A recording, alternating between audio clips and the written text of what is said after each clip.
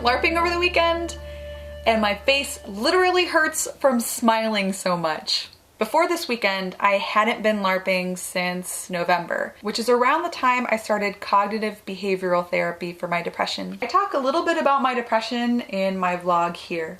This winter has been an especially harsh one, and when I did have time to go LARPing, I found that I was isolating instead. It's a bad side effect of my depression, and it basically means that I don't want to leave the house or see anybody or really do anything. Starting back in February, my therapist and I decided that medication might be an effective aid alongside counseling. I'm just wired in a way that I have to spend most of my energy just getting my mood up to an average level, which made it a lot harder to work on things when I was emotionally exhausted. So I've been put on an SRI called Celexa, and while the first 2 weeks were very challenging with many different side effects, recently I have found that my mood has stabilized, which is incredible. So with this help, I decided it was time to rejoin the LARP scene. I drove over 5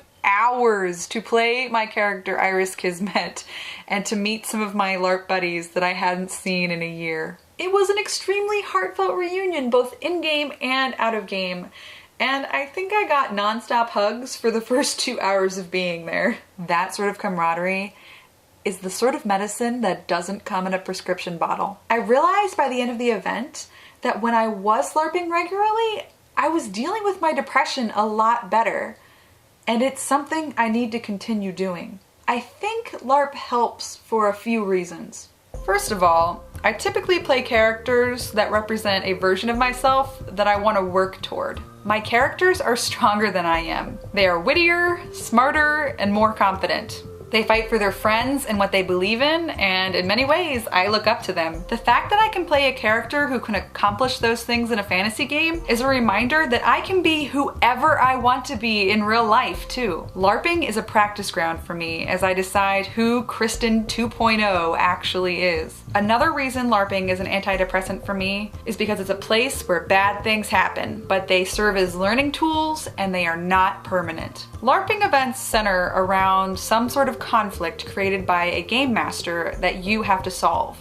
Through teamwork and your own skills, you have to find a way to survive. Then, regardless of your success, at the end of the weekend, the event is over and all the bad things were only part of a game. Happy people are often people who have found ways of looking at bad things and seeing that they aren't caused by them and that they are only temporary. These are also the people who believe that good things are caused by their own doing and that they will last.